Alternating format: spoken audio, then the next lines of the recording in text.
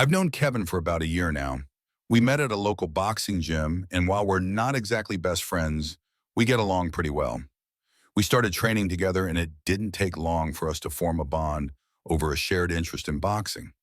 It was one of those friendships where you hang out because you enjoy the activity more than anything else. But over time, we started talking outside of the gym too. Kevin's a cool guy, 22 years old, laid back and easy to talk to. We don't hang out all the time, but when we do, it's usually a good time. Our conversations tend to focus on training life or just random stuff. I don't really know a lot about his family, but he's mentioned his mom here and there. I didn't think much of it at the time. One evening after a particularly intense training session, Kevin asked me if I could do him a favor. Now, I don't normally get too many requests like this from him, but I figured it wouldn't be anything major. "Hey man," Kevin said, looking a little hesitant, "do you think you could give my mom a ride tonight?" I paused for a second, slightly thrown off by the request. "Your mom, what's up? She works at that diner across town," he explained. "And it's getting pretty late. I was supposed to pick her up, but I got caught up with some stuff and I don't want her walking home this late. I trust you, man. You think you can do it?" I thought about it for a second. I didn't really know his mom, and I wasn't sure what she'd think about a stranger, well, someone who wasn't a close friend of her son picking her up. But the situation seemed harmless enough, plus it wasn't far, and I'd be able to get back to my place pretty quickly afterward. "Yeah, sure," I said. "It's not a big deal. I'll pick her up." Kevin's face lit up with relief. "Thanks, man. I owe you one." I told him no problem, and after a quick chat about the details, what time she'd be done, where to meet her, I agreed to swing by the diner around 11 p.m. when her shift would be over. As I drove there, I couldn't help but wonder what Kevin's mom would be like. I'd never really thought about her much. All I knew was that she worked at a local diner, and Kevin had mentioned her a few times, but never in any great detail. I wasn't expecting anything special, just a routine favor for a guy I considered a friend. When I pulled up outside the diner, I noticed it was nearly empty, just a couple of cars parked outside. It was well past closing time, and the lights inside the restaurant had been dimmed. I parked, turned off the engine, and waited. A few minutes later, I saw a woman walking toward the entrance. She was tall and slender, with long brown hair tied back in a ponytail. As she got closer, I recognized her as Kevin's mom, though I had never actually seen her in person. I didn't expect her to look like she did. When she finally reached the car, I rolled down the window. She smiled warmly and introduced herself. "Hi, I'm Grace," she said, her voice friendly and calm. I shook her hand and introduced myself a little awkwardly, but she didn't seem to mind. Grace was, well, she was stunning. I didn't know how else to describe her. I expected someone who might look a little more like a typical 48-year-old woman, maybe a bit older, perhaps a little worn out from working late nights. But no, she looked incredible for her age. If I hadn't known she was Kevin's mom, I would have guessed she was around 35, maybe 38. She got into the car and we exchanged a few pleasantries as I started driving. The initial awkwardness quickly faded as we got into conversation. Grace was easy to talk to. We talked about work, the diner, and a little about Kevin, but she didn't say much about her personal life at first. I figured she didn't want to talk about anything too serious, and honestly, I didn't expect much of a deep conversation. But then she opened up. "Kevin's a good kid," she said, after a moment, her tone softening. "Losing his father, it's been tough on him, on both of us, but he's handling it well. I just worry sometimes. I didn't know how to respond at first. I just nodded, not wanting to say the wrong thing. I could tell she was a little emotional talking about Kevin's father, but I didn't press her for more. She continued, "His dad died in a car accident when he was young. It's been hard for him, and it's been hard for me too, but we're managing." I didn't know what to say to that. Losing a partner must have been incredibly tough, and I could hear the weight of those words in her voice. But she seemed to be in a good place, or at least she was trying to be. We talked for a few more minutes, and as we neared her home, I realized I didn't want the conversation to end. There was something about Grace that was captivating, her confidence, the way she carried herself. She was clearly a woman who had been through a lot, but still had so much warmth and positivity about her. It was hard not to feel a little drawn to her. I pulled up outside her house, and she thanked me for the ride, but not before giving me a smile that lingered for a little too long. Something told me this wasn't just a simple favor. I wasn't sure why, but I could sense there was something more to this interaction than I initially expected. As I drove away, I thought about the night. There was something about Grace that intrigued me. She wasn't just Kevin's mom.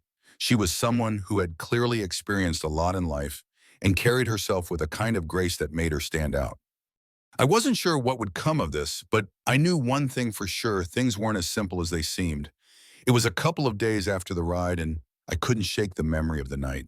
It wasn't anything wild or dramatic, but something about the way Grace carried herself, the ease with which she spoke, and the way she opened up to me had me thinking. Maybe it was just my natural curiosity, but I felt like there was more to her than met the eye. She was Kevin's mom, sure, but she was also her own person, someone with her own history and experiences, and I couldn't stop wondering what else she might have been through. The next time I saw Kevin at the gym, we had just finished a session. He was wiping the sweat from his forehead, catching his breath, and I was trying to cool down after a pretty intense workout. "Hey man," I started casually, "your mom's cool. She's really easy to talk to." Kevin looked up, a little surprised by the comment. "Oh, really? You guys hit it off or something?" I chuckled awkwardly, not sure how to explain. "Yeah, I mean, I don't know, she's really different from what I expected." Kevin grinned, clearly pleased that I wasn't bothered by the idea of hanging out with his mom. "Yeah, she's awesome, and she doesn't usually open up to people so easily, so I'm glad you two got along." I wasn't sure if Kevin realized just how much his mom had opened up to me. The way she spoke about losing her husband, her struggles with loneliness, it was a lot for anyone to share, let alone with someone they didn't know that well. But there was something in her eyes when she talked about it. It was like she was still carrying the weight of the past, but there was a flicker of hope in there too, as if she was waiting for something new, something better to come along.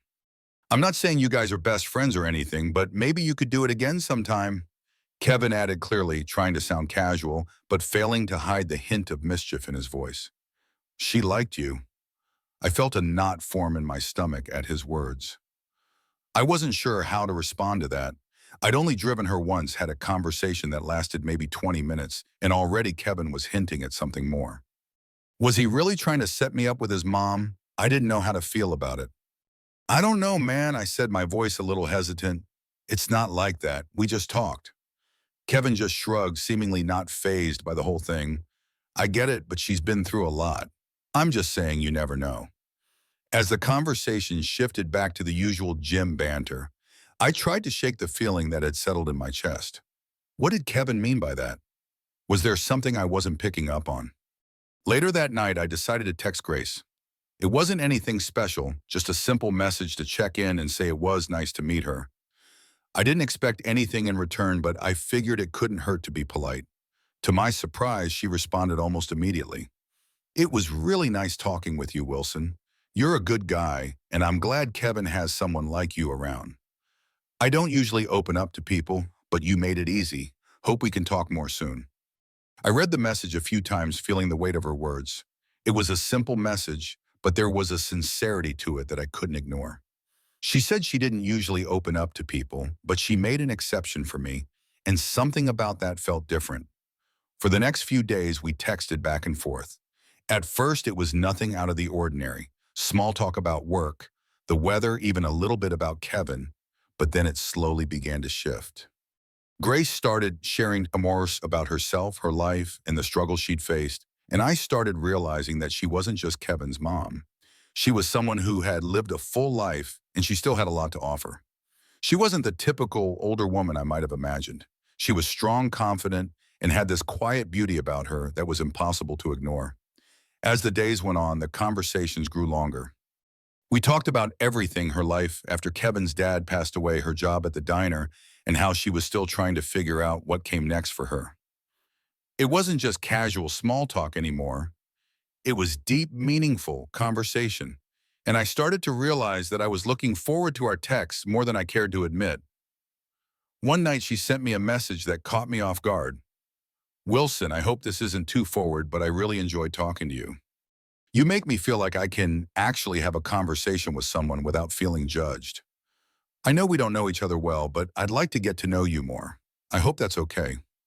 I stared at my phone for a long time, my heart racing. Was this what I thought it was? Was Grace interested in me? I hadn't seen it coming, but now that it was here, I wasn't sure what to do with it. It wasn't easy to ignore the text message Grace had sent me. I had read it over and over, trying to understand if I was reading too much into it or if she really meant what she said. I wasn't looking for anything complicated, especially not with someone like her, Kevin's mom. I knew she was a strong woman, but this was different. Was I supposed to just shrug it off, or was she genuinely interested in me? The next day, I tried to push it all out of my head. I went to work, did my usual thing at the gym, and tried to keep my mind occupied. But no matter how hard I tried, that message kept replaying in my mind. That evening, I ended up texting her back. Hey, Grace, it's no problem at all. I really enjoy our conversations too. It's nice to talk to someone who gets it. I didn't know if that was the right thing to say, but it was honest. I wasn't about to dive into anything too personal just yet, and to be completely honest, I wasn't sure what I was even hoping for. We had connected, sure, but it didn't mean it had to go anywhere beyond just friendly conversation, right? The next few days were a blur. We continued texting, and honestly, it felt like we were both walking this fine line. I was trying to figure out where this could go without making things weird for either of us. It was hard not to think about her, though. Every conversation we had felt so easy, like we'd known each other much longer than just a few days. But still, I didn't want to rush things. One evening, as I was about to head to bed, I got another message from her. Wilson, I hope I'm not coming off too forward, but would you mind grabbing coffee sometime just to talk more? It's totally okay if you're not up for it. I just thought it might be nice. I had to put my phone down for a second. A part of me hesitated, unsure if I was overstepping by agreeing to meet her outside of the usual texting, but then I remembered how easy it had been to talk to her. I remembered how much she had opened up to me in a short amount of time, and honestly, I was curious. I sent a quick reply. Sure, coffee sounds good. When are you free? We set up a time for the weekend. I couldn't believe I was actually doing this. Was I thinking I was about to meet Kevin's mom for coffee? But then again, we had already exchanged so much that it didn't feel like a huge leap. It was just coffee, right? Saturday came, and I found myself nervously waiting at the cafe. It was a small, cozy place, nothing fancy, just a quiet corner in the city. I arrived early, hoping to gather my thoughts before she showed up. It wasn't that I was worried, but more that I didn't want to say something stupid or make her feel uncomfortable. This wasn't a date. This was just two people who had been talking and getting to know each other. When Grace walked in, she looked just as put together as she always did. She had this quiet elegance about her that was impossible to miss. She smiled when she saw me, and I stood up to greet her. Hey, Wilson, she said, her voice calm but warm. Hey, Grace, thanks for meeting up, I replied, gesturing toward the table. Please have a seat. We sat down and the conversation started out pretty normal, small talk about the weather, her work, the usual stuff. But as we got into it, the conversation turned deeper, more personal. We ended up talking about her life, the struggles she'd faced after losing Kevin's dad, and how, despite everything, she still managed to move forward. It was strange, but I found myself really listening. It wasn't just about talking. This was about connecting, understanding. Grace wasn't just Kevin's mom. She was a person with her own story, and I found myself respecting her even more for it. As the coffee shop started to empty out, we were still talking. I glanced at the clock, realizing that time had flown by. It was almost like we had no real agenda. We were just enjoying the conversation. At one point, Grace looked at me with a smile, her eyes soft. You know, she said, I don't usually do this and meet up with people I hardly know, but I'm glad we did. It's been nice to have someone to talk to share some of this with. I haven't had that in a long time. I felt a sense of responsibility then. I wasn't just here because I was trying to be polite. I was genuinely listening to her, and for the first time in a long while, I understood what she meant. Sometimes people just need someone to talk to. As we finished our coffee, I could tell she was about to say something else, but she held back, smiling as if she was uncertain. Thanks for this, Wilson. I really appreciate it, she said. Anytime, Grace, I replied, feeling like I meant it. We said our goodbyes, and I walked out of the cafe with a lot on my mind. It was just coffee, right? But there was something more to it. Something about our conversation made it feel different. I wasn't sure where this would go, but I felt like I couldn't stop it. I didn't want to stop it. I was beginning to see Grace not just as Kevin's mom, but as someone I was starting to genuinely connect with. And even though I wasn't ready to admit it fully, I knew things had shifted between us. There was no turning back. The days after our coffee were complicated. Grace's presence had a lingering effect on me. I couldn't deny it. There was something about her that kept pulling me in, even though I knew I should keep my distance. She was Kevin's mom, after all, and no matter how well we got along, I knew I had to maintain some boundaries. But honestly, it wasn't that easy. We continued texting. Her messages were warm and thoughtful, just like our conversation at the cafe. She seemed genuinely interested in getting to know me better, and the feeling was mutual. But every time I responded, there was a voice in my head telling me to slow down, to remember where this could lead. She wasn't just any woman. She was someone I had a strong connection with, but that connection was messy. It wasn't supposed to happen. Then one evening she texted me asking if I was free to talk. I felt my heart skip a beat when I saw her name flash on the screen. I quickly replied agreeing to chat, hoping this was just another casual conversation. When I called her, she picked up right away. "Hey Wilson," she said softly. "I've been thinking about our last conversation and, well, I just wanted to make sure I'm not crossing any lines." I could feel my heart rate increase. Was she regretting our coffee? Was I being too forward?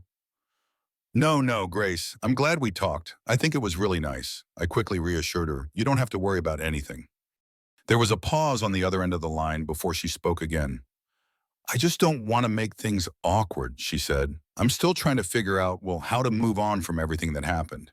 Losing Kevin's dad, it's just a lot to process, you know?" I understood. Losing someone wasn't something you just got over, but I wasn't sure where my role in this fit. Was I just an ear to listen, or was I something more? "I get it," I said, trying to keep my voice steady.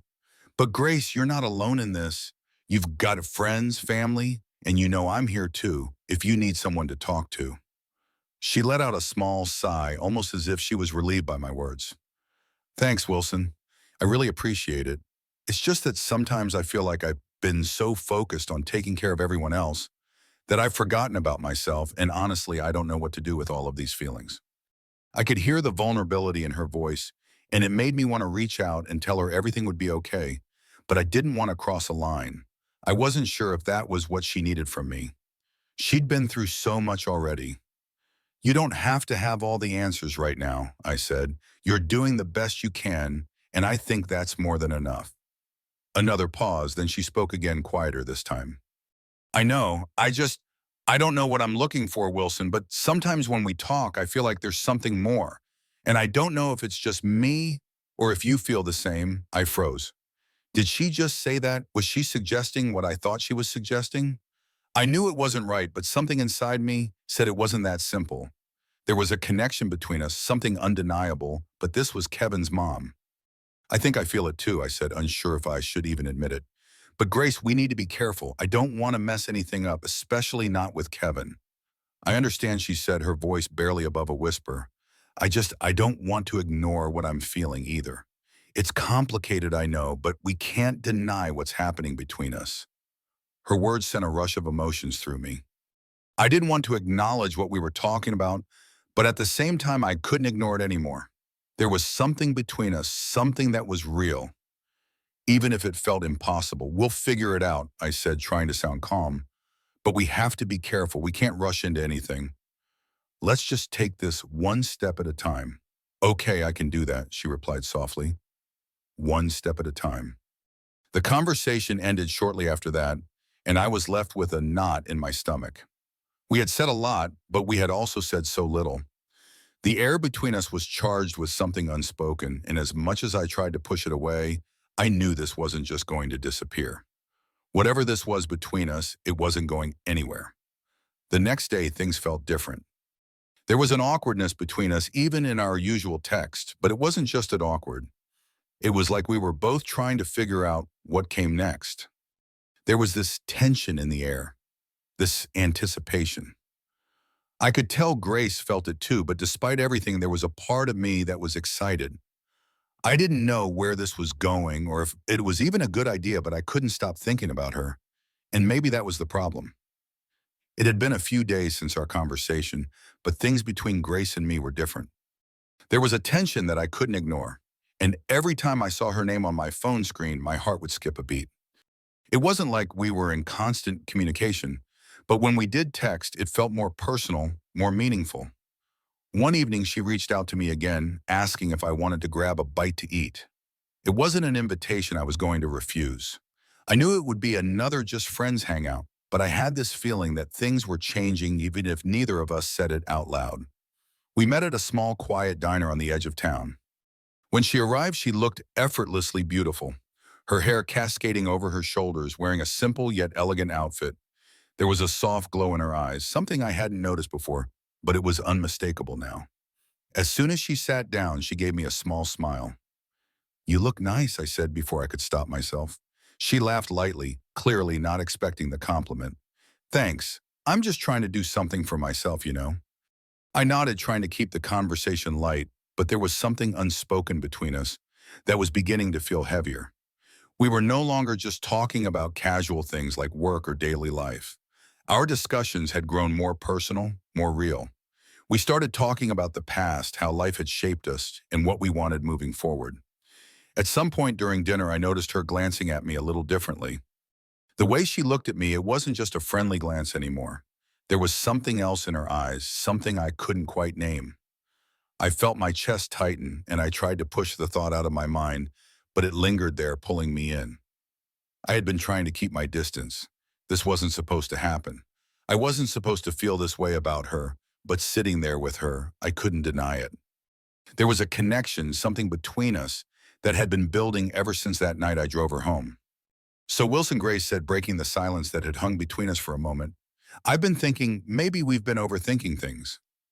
I raised an eyebrow, unsure of where she was going with it. "What do you mean?" She shifted in her seat nervously, running a hand through her hair. "I mean, we keep talking about how complicated everything is, but maybe we're making it more complicated than it needs to be. Maybe we're just two people who get along really well."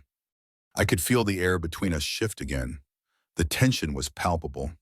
Was she suggesting what I thought she was suggesting, Grace? "I don't want to make things weird," I said, my voice a little unsteady. "I mean, what we're talking about, it's not something I expected. I never thought I'd find myself in this situation." She leaned forward slightly, her voice quieter now. "Neither did I.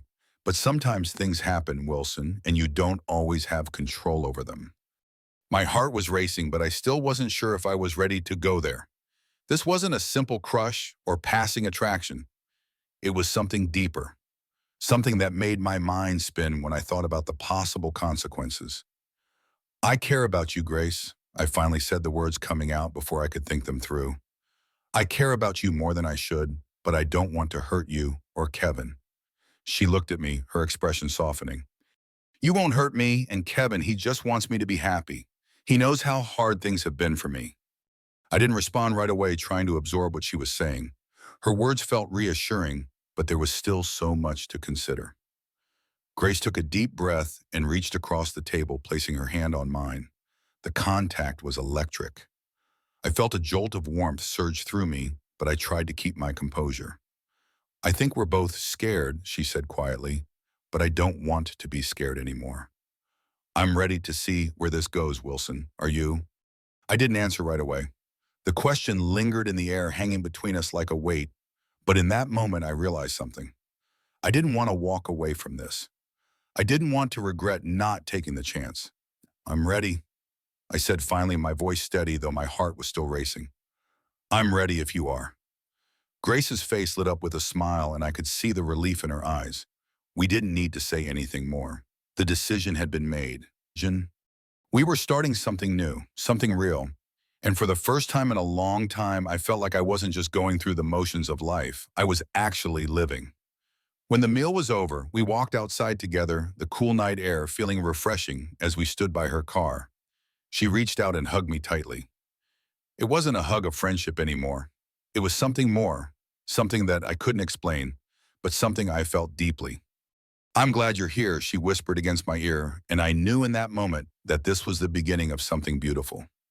I didn't know what would happen next or how things would unfold, but I knew one thing for sure: we were both ready to explore whatever this was, and I couldn't wait to see where it would take us. It's funny how life works sometimes. One minute you are caught in a whirlwind of uncertainty, unsure of what's coming next, and the next you find yourself standing in a place you never thought you'd be where everything feels right. That's how I felt as I sat across from Grace one Sunday afternoon, the warm sunlight filtering through the window, casting a soft glow over everything. We were at her apartment, the same one she'd been living in for years, but today it felt different. It felt like home. Things had been so natural between us. The awkwardness that once hovered over our conversations had melted away, and we had settled into something real, something that I couldn't have imagined just a few months ago. We were talking about the future now, not just the present, and it felt good. It felt like we were ready to take that next step together. You know, Grace said, leaning back on the couch, I never thought this would happen. I didn't expect any of this. I smiled, my heart full. Neither did I. I replied, my voice soft. But sometimes you don't realize what's right in front of you until it's too late. She met my gaze, and for a moment we just looked at each other, both of us silently acknowledging what had come of this. I'm glad we didn't let the fear hold us back, Grace said quietly. I've been scared of starting over, of opening myself up again. But with you, it's different. I could see the sincerity in her eyes, and I felt the same way. I had been scared too, but there was something about Grace that made everything feel easier. I had found myself again in her presence, and for the first time in a long time, I felt truly seen, truly understood. I'm glad too, I said, reaching over to take her hand. I think we make a great team, Grace. I feel like we've been through a lot together already, and it hasn't even been that long. She squeezed my hand gently, her eyes softening. Yeah, it feels like we've known each other forever. There was a moment of silence between us, but it wasn't uncomfortable. It was peaceful, like we both understood that we were exactly where we were supposed to be, no more doubt, no more second guessing. I never expected this, you know, I said, leaning in a little closer. I thought I was just doing a favor for Kevin when I drove you home that night. I didn't know it would lead to this. Grace chuckled softly, a small smile playing on her lips. I didn't either, but I guess sometimes things happen for a reason. She was right. Our connection had started in such a simple way, but somewhere along the line it had turned into something much more meaningful. It wasn't just about attraction anymore. It was about companionship, trust, and understanding. It was about feeling like we were both finally ready to share our lives with someone who truly got us. I'm glad it happened the way it did, I said, my voice steady and sure. And I'm glad it's you. Grace's smile widened, and she leaned forward to kiss me gently on the lips. It was a soft, tender kiss, and when we pulled away, I could see the warmth in her eyes, the same warmth I had felt growing between us over the past few months. I'm glad it's you too, she whispered, her voice barely audible. We sat there for a while longer, just talking, enjoying each other's company. We talked about the things we wanted for the future, how we'd both been through difficult times, but now we could look ahead and see a life together. We had already started building something solid, and I knew it was only going to grow stronger from here. There was no more hesitation, no more wondering whether we were doing the right thing. We had already taken that leap, and we had both landed on solid ground. We were ready for whatever came next. The doorbell rang, and Grace's face lit up. It was Kevin, home from his visit to his father's place for the weekend. He came in with a big grin on his face, obviously happy to see us both. Hey, you two, he said, giving us both a nod as he walked in. How's everything? I smiled at him. Everything's good, Kevin. Everything's great. Grace looked at me, then at Kevin, a look of contentment on her face. Yeah, everything's great, she said. And in that moment, I realized something. I had found the love I didn't know I was looking for. Grace and I had come a long way from that first car ride, and now we were building something real, and I couldn't have asked for anything more. We may have started as a simple favor, but now we were a team, two people who had found each other at just the right time. We were ready to face whatever life had in store for us, and I knew that whatever challenges came our way, we would face them together, and that was all that mattered. This story is a captivating journey of unexpected connections, vulnerability, and the courage to embrace new beginnings. From a simple favor, giving Kevin's mom Grace a ride home, the narrative unfolds into a deep, evolving relationship between Wilson and Grace, marked by genuine conversations and mutual understanding. The slow build of their bond, from casual texts to heartfelt confessions, feels authentic and relatable, highlighting how life's most meaningful relationships can emerge from the most ordinary moments. Grace's strength and warmth, paired with Wilson's cautious yet open-hearted approach, create a dynamic that is both tender and thought-provoking, especially given the complexities of their connection through Kevin. The story beautifully captures the tension between fear of the unknown and the desire to pursue something real, leaving readers with a sense of hope and reflection on life's unpredictability. What makes this story particularly compelling is its exploration of emotional boundaries and the bravery required to step beyond them. It challenges us to consider how we navigate unexpected feelings and whether we take the same risks as Wilson and Grace. So I'd like to ask, if you found yourself forming an unexpected connection with someone tied to a close friend, like Grace was to Kevin, would you pursue it despite the complications, or would you hold back to avoid potential conflict?